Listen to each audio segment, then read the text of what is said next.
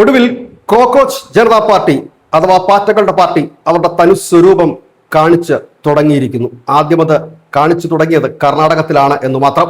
കർണാടകത്തിൽ കഴിഞ്ഞ ദിവസങ്ങളിൽ വ്യാപകമായ രീതിയിൽ പോസ്റ്ററുകൾ ഉയരുകയും സോഷ്യൽ മീഡിയയിലാകെ ആഹ്വാനം നൽകുകയും ഉണ്ടായി. ഒരു മനുഷ്യ ചങ്ങല തീർക്കാൻ രംഗത്തിറങ്ങണമെന്നുള്ളതായിരുന്നു ആഹ്വാനം. ഈ ടൗൺ ഹാളിന് പരിസരത്തേക്ക് എല്ലാവരും ഒത്തുകൂടണം, അവിടെ നിന്ന് ഒരു മനുഷ്യച്ചങ്ങല തീർക്കാമെന്നാണ്. ഇതോടുകൂടി പോലീസ് ജാഗ്രതയിലായി.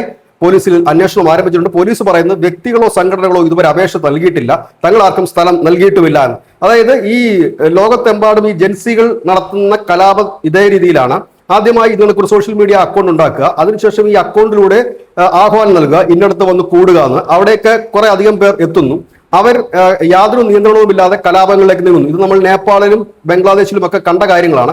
കയ്യിലുള്ള വടികളും കമ്പുകളും മറ്റും ഉപയോഗിച്ചുകൊണ്ട് പൊതു സ്ഥാപനങ്ങൾ, അതായത് ഈ സർക്കാർ സ്ഥാപനങ്ങളും മറ്റും ആക്രമിക്കുക, അതുപോലെ ആളുകളെ ആക്രമിക്കുക, നേതാക്കന്മാരെ ആക്രമിക്കുക, അതൊരു വലിയ കലാപമായി പടരുക, അധികാരം പിടിച്ചെടുക്കുക. ഈ മെത്തേഡാണ് ലോകത്തെമ്പാടും ജൻസികൾ ഉപയോഗിച്ചിരുന്നത്. ഇതേ മെത്തേഡിലാണ് ഇപ്പോൾ ഈ സോഷ്യൽ മീഡിയ വഴി വലിയ ആഹ്വാനം നടത്തിയിരുന്നത്. കർണാടകത്തിലാണ്. അതിൽ പറയുന്നൊരു കാര്യം, പാറ്റകളുടെ ശക്തി സോഷ്യൽ മീഡിയയിൽ മാത്രമല്ല ഉള്ളത്, തെരുവുകളിലുമുണ്ട്. അത് നിങ്ങൾ കാണാൻ പോകുന്നതേ ഉള്ളൂ എന്നാണ് പറയുന്നത്. ഇവിടെ സാധാരണ നമുക്കറിയാം, നമ്മുടെ ഇന്ത്യയുടെ നിയമം അനുസരിച്ച് നമുക്ക് ഒരു പ്രകടനം നടത്തണമെങ്കിലോ ഇല്ലെങ്കിൽ മറ്റ് പൊതുയോഗങ്ങൾ നടത്തണമെങ്കിലോ പോലീസിന്റെ അനുമതി അനിവാര്യമാണ്. അത് എല്ലാ രാഷ്ട്രീയ പാർട്ടികളും അതനുസരിക്കുന്നതാണ്, അപേക്ഷ നൽകുന്നതുമാണ്. മൈക്ക് ഉപയോഗിക്കണമെങ്കിൽ പോലും അതിന് അനുമതി വേണ്ട കാര്യമാണ്. പക്ഷേ ഇവിടെ അതൊന്നുമില്ലാതെ സോഷ്യൽ മീഡിയയുടെ, ഇത് മുമ്പ് കേരളത്തിലടക്കം നമ്മൾ കണ്ടിട്ടുണ്ട്, ചുംബന സമരം അടക്കമുള്ള കാര്യങ്ങൾ ഇങ്ങനെയായിരുന്നു.